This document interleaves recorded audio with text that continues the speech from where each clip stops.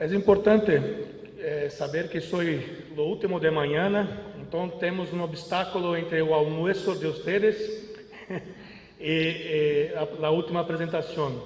Pero tentarei resumir o máximo para que podamos compartilhar desse momento. Separei a apresentação em 4 pontos para falar para vocês. Um pequeno resumo da gestão pública em Brasil em atual momento. Depois, como que é uma escola de governo com âmbito em poder legislativo. E, por fim, os desafios da escola e as responsabilidades dos gestores em participar desta escola. Em princípio, creio que todos sabem um pouquinho, depois da classe de domingo, sobre os 3 poderes em âmbito federal, estadual, municipal em Brasil, pero temos uma maior independência entre os poderes. O poder legislativo atua como um fiscalizador do executivo e também na criação das leis que serão gerenciadas pelo judiciário. Então, tem uma independência maior, apesar de os recursos ser distribuídos por lo executivo, são recursos legalmente que têm que ser repassados. Então, não há dependência alguma entre os poderes. A Constituição brasileira ajuda, em 1988, criou com a lei as escolas de governo, é o artigo 26 da Constituição Federal, onde é uma obrigação de todos os 3 poderes, em âmbito federal, estadual e municipal, criar as escolas de governo para a capacitação de seus servidores. Pero estamos 30 anos desta Constituição. Em agosto do ano passado, estive como vice-presidente da Associação Brasileira, inaugurando a última escola de assembleias legislativas em estado de Tocantins. 30 anos depois, ainda estão sendo criadas. Se vamos a âmbito municipal, muito mais difícil, porque são 5.000 municípios, um pouquinho mais, e só os 100 têm suas escolas. Obviamente, os maiores, os mais concentrados em sudeste e sul do Brasil. São Paulo, Rio Grande do Sul, Minas, são estados muito fortes nas escolas. Pero temos 4 grandes problemas no Brasil hoje. Primeiro, a crise. Por pouco que não consigo vir à Argentina, porque estamos com crise de combustíveis, com greves de caminhoneiros. A aviação, em sábado e domingo, se quedou por 40%, 30% dos voos não saíram. Então, foi uma tensão mais que tivemos para cá. Esta crise é resultado da grande problema político em Brasil, a crise de confiança. A comunidade, a sociedade não tem mais confiança em seus líderes. Então, percebe um impeachment há 2 anos, um presidente muito contestado agora, e isso claramente atinge os estados e os municípios também. Muitas vezes acontece com isso que os gestores fazem seus projetos diferentes a cada gestão. Então, é muito difícil ter algo continuado, e isso mostra uma necessidade cada vez maior de capacitação. Essas escolas que são criadas sem uma formalidade. Não existe na legislação, nem federal, nem municipal, muito menos estadual, algo que hable como que essas escolas têm que se comportar. Então, temos exemplos de escolas que focam em fazer produtos para a comunidade, para ter mais reconhecimento por seus políticos, mas tem escolas que realmente trabalham para a formação e capacitação de seus servidores. Bem, as principais questões para a escola é, primeiro, a regulamentação.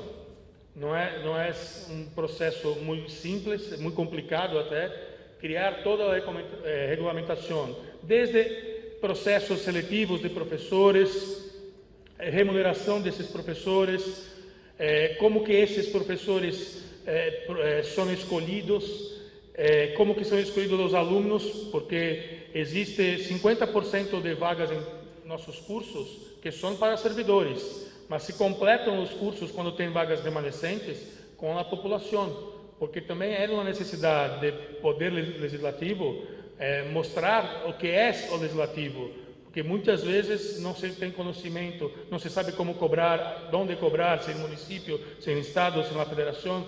Então, há essa troca com o público externo também. Além disso, uma dificuldade grande em Rio Grande do Norte, mas em todo o Brasil, só Minas Gerais que tem mais permanentes do que comissionados. Os vínculos curtos são muito em cultura brasileira. Então, os legislativos, a cada 4 anos, cambia mais de 50% de corpo. Isso é um problema grande para a escola, que tem que preparar tudo de novo. É outro treinamento que já foi feito nos outros 4 anos. Hoje, em Rio Grande do Norte, estamos com 15% de permanentes. E há concursos públicos para daqui 2 anos.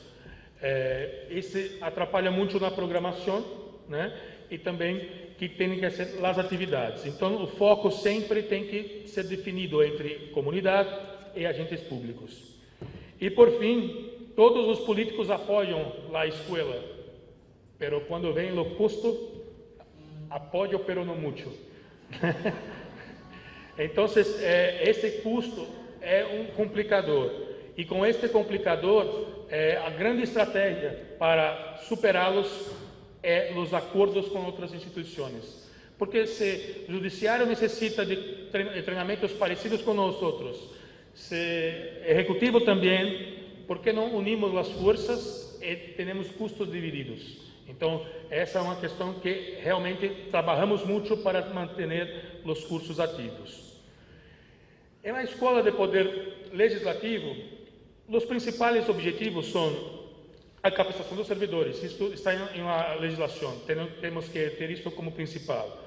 Pero desenvolver a educação, fortalecendo a atuação no parlamento, é muito diferente em treinar pessoas para executivo e legislativo. O legislativo é completamente diferente e só são cobrados quando tem uma crise política. Então, muitas vezes não somos cobrados e não sabemos até que ponto estamos atendendo ou não o desejo da comunidade.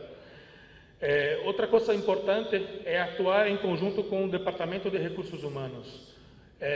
Nenhuma planificação de cursos, de programas pode ser feita se não tem um plano de carreira que possa ser enquadrado com isso.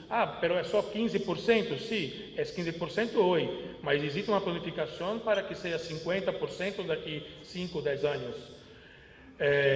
Outra coisa importante é que começamos há 2 anos na Escola da Assembleia é promover a discussão legislativa. Essa discussão, a educação é um pouquinho de discussão, mas principal, a pesquisa. Como é que consagramos a discussão para o futuro? Registrando, documentando. Então, a pesquisa é fundamental. E a pesquisa que faz com que os próximos servidores possam saber o que teve de correto e o que não deu certo. Então, isso é muito importante para a continuidade. É claro, projetos sociais são partidos da escola. Um projeto que é um símbolo do legislativo brasileiro é o Parlamento Ruven. Em Rio Grande do Norte, temos um projeto com todos os municípios participando e também no estado do Rio Grande do Norte, onde são regionalizados os encontros de discussão legislativa para poder as crianças, os jovens, entenderem o processo legislativo. E finaliza todo o processo com uma discussão em Natal, capital do estado, em Assembleia, com os 24 escolhidos durante o processo. E a escola tem que ser um órgão inovador. Na última conferência que fiz com o Mário, falei sobre inovação.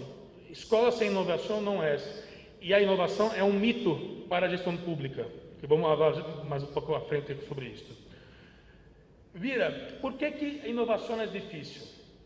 Se nosso cérebro, 2/3 dele é feito de medo, e aparecem os medos de los cambios. Todo servidor tem seu trabalho fixado, tranquilo. Cada câmbio é uma dificuldade tremenda. Então, existe isso. Pero também tem o medo. Tem aqueles que têm o medo de nunca cambiar, né? Que são o quê? Os riscos contra os paradigmas. Então, a assunção de riscos em uma atividade pública é muito difícil, e não é diferente em poder legislativo.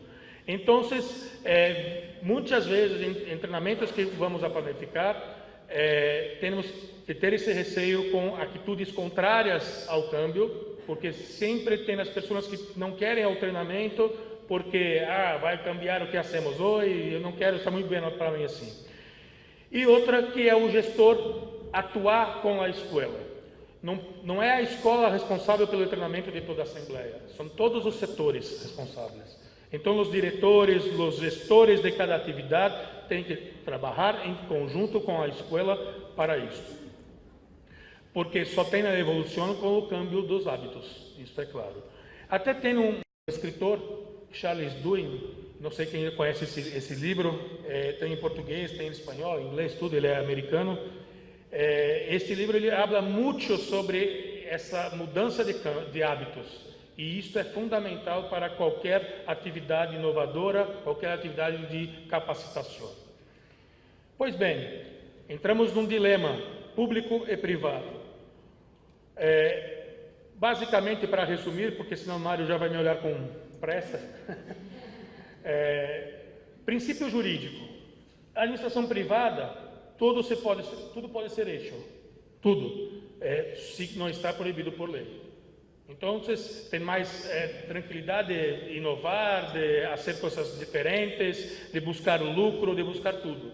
Pero em administração pública, só pode fazer o que está determinado. Então, já é um problema grande para a escola, grande para os treinamentos, grande para o câmbio. Outra, execução e controle, com ênfase em resultado e gestão de riscos. Toda companhia privada assume seus riscos, focam em seus resultados, a ênfase total é nos resultados. Pero a administração pública, isso é muito conturbado. Quem é que decide, por que decide, como é que é a decisão, estou no mesmo grupo político, não estou, vou a favor, vou contra, é difícil. Gestão de pessoas, tem todos os estudos de motivação preparadas para a administração privada. Pero a administração pública tem plano de carreira? Não há. Temos 15% de permanentes. Como é que pode haver um plano eficiente de carreiras? Então, não tem nem índice de desempenho na grande maioria das casas legislativas, não só no Brasil, como em todo o mundo, creio. E, finalmente, o financeiro. A privada sempre a búsqueda pelos benefícios, né? Pero na pública a relação custo-benefício sempre joga contra, porque qual é o benefício de treinamento, de capacitação? Não consigo ver na hora, eu consigo medir em 2 anos, em 1 ano, com o tempo que se consegue enxergar. Então, quando tem os cortes públicos, acontecem claramente na educação, na capacitação. Exemplo para vocês, acontece esse ano comigo. Ano passado, o custo da escola era de R$1.085.000, algo em torno de $320.000 por ano. Este ano, nosso custo da escola, nosso pressuposto, foi de R$680.000, aproximadamente $150.000, a metade. 48% para ser mais exato. Por quê? Porque o interesse em Brasil agora é o interesse de eleições para presidente, eleições para governadores, eleições para senadores, deputados federais, deputados estaduais, tudo está focado nisso. Então a máquina não é mais preocupada com capacitação neste momento. Enfim. E surgem os desafios. Desafios como Max Weber, desde o princípio, falava sobre o Estado burocrático, pero hoy existen correntes contrárias que falam sobre a redução do tamanho do serviço público, diminuindo a burocracia. Então, isso é uma necessidade que só com treinamento que podemos continuar para essa búsqueda por eficiência e eficácia através dessa redução do tamanho do setor público. O processo de decisão administrativo e legislativo muitas vezes são feitas concentradas em la equipe do presidente. E não se pode. Como que posso imaginar um universo administrativo de um horizonte tão curto como 2 anos de legislatura do presidente da Casa da Assembleia? Temos que pensar em 10 anos, não em 2. Por isso que deve-se separar o pensamento administrativo do legislativo. E, como disse antes, o alto número de intercâmbio de servidores, cambia muito o número a cada troca de presidência. Isso afeta o sistema de confiança e responsabilidade política e acaba tendo uma inexistência de competência. Quando eu falo essa inexistência de competência, é porque as pessoas que entram não foram treinadas para isso, muitas vezes não têm habilidades para tal, e isso acaba prejudicando para todos os outros servidores que buscam a ser da Assembleia, do Legislativo, o melhor possível. E outras, como problemas culturais, que são bem grandes em Brasil. Agora, creio que nos últimos encontros que tivemos em Claro, os últimos congressos em Brasil e no mundo, cada vez mais os temas ética, justiça e igualdade são necessárias no dia a dia do gestor público. Então, não adianta ser o melhor se não tiver o sentimento de quem pode ser, quem pode participar desses 3 pontos. Então, creio que hoje, não só para a capacitação, como para toda a gestão pública, principalmente o legislativo, ética, justiça e igualdade. O que aparece a escola com todos esses desafios? A escola aparece com uma reserva acadêmica, uma reserva técnica e intelectual, onde podemos discutir tudo, registrar tudo, documentar tudo e preparar novas capacitações com os temas e constante câmbio, como sabemos que é nos dias atuais. Então, como se planeiam as capacitações? Inicialmente, um diagnóstico inicial, ex ante, ex post. Há 4 anos, quando começamos o trabalho na escola de Rio Grande do Norte, não tinha informações ex ante. Tivemos que iniciar a colocar as informações. O histórico da instituição pesa, porque muitas pessoas são reativas por esse histórico, e também a posição dos técnicos e gestores dentro do fluxo de funções, organograma. Outro sistemático de levantamento de demandas. Em uma escola, hacemos uma vez por ano, em dezembro, sempre as necessidades dos servidores, e essas necessidades que todos os servidores, na última, estamos com 2.200 servidores em Assembleia. Desses 2.200, cerca de 20% participou dessa pesquisa. É um número muito grande para nós outros. Então, 450, mais ou menos, falaram das suas necessidades. Essas necessidades são vistas por mim, diretor da escola, com a direção acadêmica que trabalha comigo e com os chefes de cada setor, para ver se enquadram. Porque existem também interesses personais, onde as pessoas se esquecem que aquilo é trabalho e necessito o meu idioma de espanhol, está melhor. Aí a pessoa solicita curso de espanhol, mas isso não trabalha no dia a dia. Discutir com pessoas que já vivenciaram a instituição, e aí trabalhamos com a academia. Universidade Federal, que trabalha conjunto com nós outros, funcionários com mais tempos de casa, fazem um grupo de estudo para definir o que deve passar. E, finalmente, consegue definir a política de educação da escola.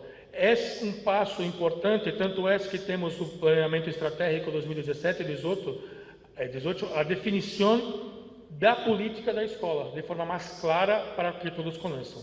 E nela vem a criação dos objetivos da escola, estratégias, políticas, programas de capacitação, pressupostos, normas e tudo que se forma a escola. E, finalmente, novamente, a búsqueda por alianças. Não há condições de fazer nada sem alianças. Hoje, temos em Assembleia aliança com 80 câmaras municipais. Essa aliança é muito boa para as câmaras, mas para a Assembleia é só cumprimento de papel do Poder Legislativo, porque as câmaras municipais não têm condições financeiras de manterem treinamentos. Então, a Escola da Assembleia, por ser a maior entidade em Estado, assume isso e partilha seus cursos, seus programas para os servidores das câmaras municipais. E temos também alianças com outros poderes, a Justiça Federal do Rio Grande do Norte, a Universidade, o Tribunal de Contas, todos os outros poderes também trabalham conjunto com a escola. E trazer todas essas habilidades para encontrar os melhores programas e necessidades. Ou seja, necessidade de capacitar o servidor público em suas funções, em especial do Legislativo, que partem nesses princípios de como se planeia. Por fim, realizar um planejamento. Sem planejamento não há nada. Vou mostrar para vocês exemplos que é planejamento, e temos calendários semestrais com as atividades da Escola da Assembleia. Então, todos os servidores, tanto da Assembleia como de outros parlamentos municipais, outros estados, outros órgãos de governo, têm acesso a isso e podem se programar para ser conjunto. Prever a capacitação de equipe é fundamental, e é mais fundamental prever essa capacitação com o documento que Alberto está em mão, que é a planificação estratégica, porque é uma facilidade que tenho, é porque sou coordenador de planeamento estratégico e diretor da escola. Então, consigo falar sobre as necessidades da Assembleia e também o que a escola pode fazer por isso. Isso facilita na previsão da capacitação. Com ações de sucesso garantizado. Uma coisa que é importante, como que se faz uma ação com sucesso garantizado?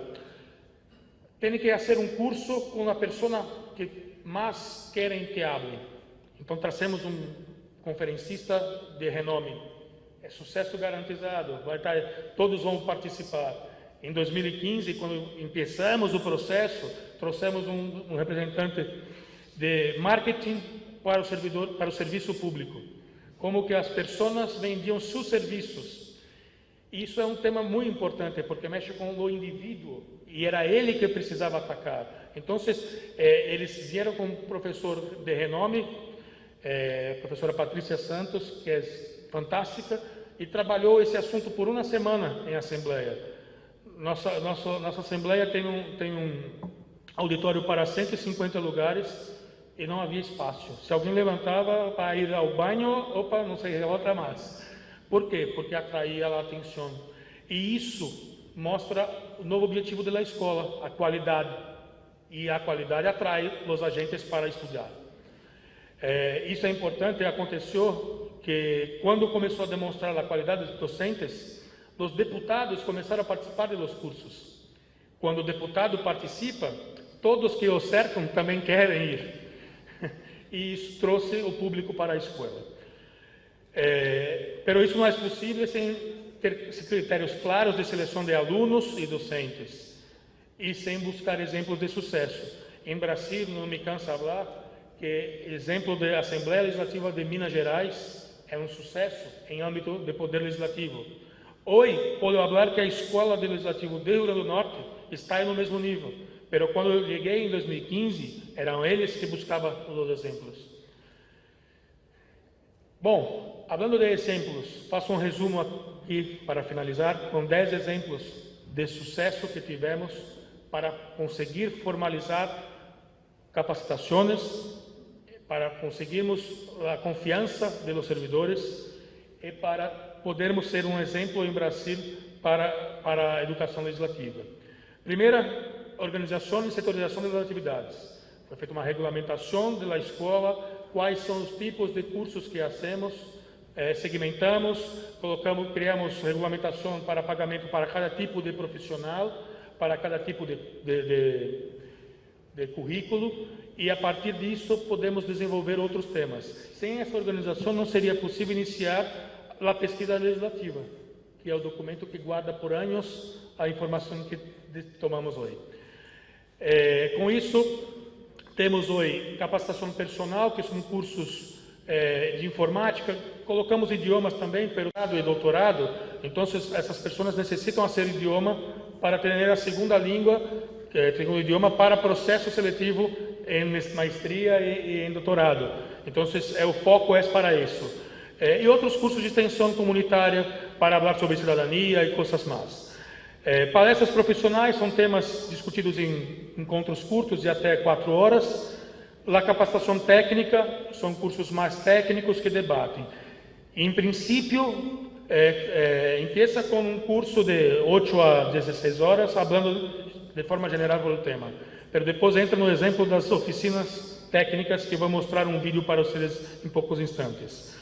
Temos educação à distância, temos graduação e temos pós-graduação, especialização, que chamamos de lato sensu, que são 360 horas. Até esse ponto 6, hacemos solo em la Escola da Assembleia. Temos permissão do Ministério da Educação para poder certificar e diplomar os alunos. Pero a questão de pós-graduação stricto sensu, que são maestria e doutorado, esses já são feitos com universidades. Federal do Rio Grande do Norte e a Universidade de Lisboa, que tem o doutorado em administração pública. Porque não temos o doutorado em Rio Grande do Norte em administração pública. Então, são essas todas por parcerias. Enfim, quando eu falo que temos especialização, é o ponto 2. No ponto 2, nós temos hoje 12 programas de pós-grado. 12. O principal, Poder Legislativo e Políticas Públicas. É feito para o servidor de serviço legislativo. Sim? É um curso uniformizado com a outra única Assembleia no Brasil que tem pós-graduação, que é da Assembleia de Minas Gerais. Então, é o mesmo conteúdo programático de ambos, que possa ajudar a ser um ou em outro lugar. Temos gestão pública, porque temos que ser também generalistas, né? Temos que conhecer outros princípios, e aí trabalhamos com criações das leis. Se temos a criação das leis, temos que trabalhar com direito público. Então, também temos pós-grado em direito público, comunicação pública para ajudar os gabinetes dos deputados com sua equipe de comunicação, a própria comunicação da casa e outros mais, e também as câmaras municipais. E outros mais que são listados aqui, que são temas específicos da área pública. Todos são temas da área pública. A Assembleia Legislativa pode certificar tanto graduação como pós-graduação e especialização. Esse é um vídeo de 5 minutos que eu vou mostrar para vocês, está em português. Vou primeiro mostrar o vídeo e depois comento o vídeo para vocês, para que tenham qualquer dúvida.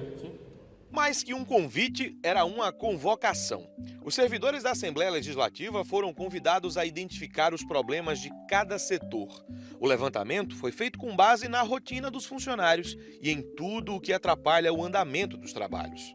Depois, virou matéria-prima de discussão em oficinas como esta. A qualidade no serviço público é um desafio imenso, né, que as organizações públicas estão passando para atender bem ao cidadão. Após ser a primeira escola legislativa do Brasil a ter um curso de pós-graduação reconhecido pelo MEC, a Escola da Assembleia volta a ser pioneira com as oficinas de capacitação técnica. O objetivo agora não é apenas qualificar, mas garantir o envolvimento de cada servidor em busca da eficiência, tanto nos trabalhos internos como no atendimento ao público. Com o planejamento estratégico que foi feito sob coordenação aqui da escola, nós percebemos os principais problemas da administração da Assembleia Legislativa.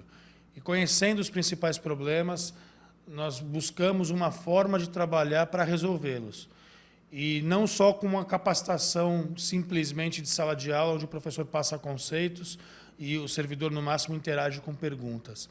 A gente trabalhou principalmente no conceito da oficina técnica o trabalho prático. Os alunos, como têm a vivência prática, torna até mais fácil, a gente acaba se tornando mais um mediador do que um professor, vamos dizer, no sentido mais tradicional de transmissão de conhecimento, mas sim a gente media a solução com o conhecimento que nós trazemos da instituição universitária, no caso. A ideia inovadora ganhou corpo este ano. Só no primeiro semestre foram realizadas 75 oficinas, que contaram com a participação efetiva de 275 servidores da Assembleia Legislativa. No segundo semestre, foram mais 94 encontros. No total, 780 funcionários da casa se encaixaram na nova ordem, buscar soluções para melhorar o próprio serviço. Nós tínhamos por tradição na escola realizarmos programas de cursos médios, cursos longos, até mesmo cursos de extensão universitária. Mas nós percebemos que a administração precisava de algo muito mais prático, um esforço teórico aplicado à dinâmica do processo legislativo e do processo administrativo que se desenvolve no âmbito da Assembleia Legislativa. Temos alguns problemas de fluxo de processo em determinado setor. Então, com essas oficinas, você capacita de conhecimento e já resolve o problema criando manuais e processos para resolver. É um tipo de oficina que você vê um resultado em curto prazo para a instituição. O que mais atinge o dia a dia é justamente a atualização, porque é muito dinâmico a parte de leis e principalmente a parte de administração pública. Então, de imediato, quando nós temos as oficinas, aplicamos e atualizamos isso na prática, para não acontecer nenhum problema no futuro. As oficinas são ministradas para turmas de no mínimo 2 e no máximo 8 participantes, tanto na sede como também na Escola da Assembleia. O diagnóstico apresentado e discutido com a turma pretende não só resolver o problema, como também otimizar o trabalho da Casa Legislativa.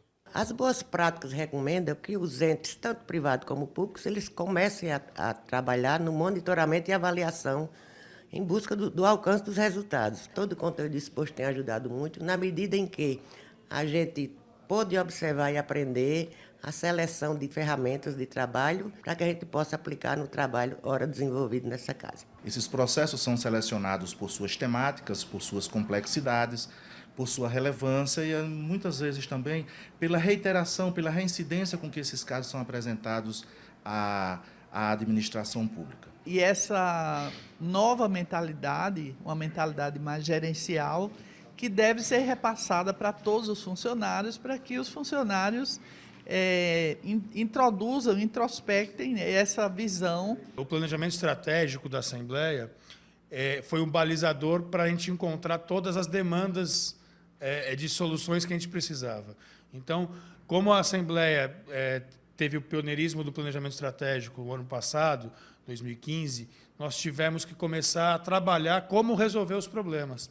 Tá? Então, uma mudança de cultura organizacional parte de uma mudança de várias situações. E uma das situações é a capacitação do servidor focada para resolver os problemas que tem no planejamento estratégico.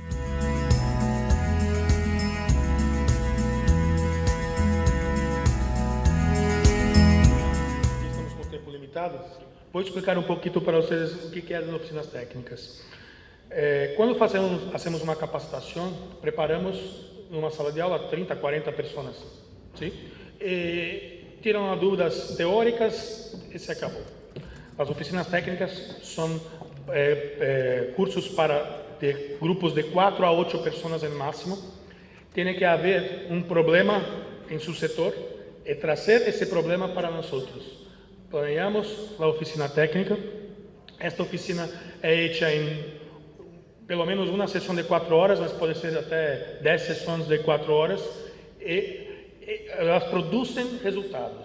Então, o problema se traz, se tem os conceitos, mas o principal, se tem uma consultoria. Os professores são consultores. No final do tempo, de 4 horas ou de 8, depende do número de oficinas, tem a resolução do problema que estava acontecendo.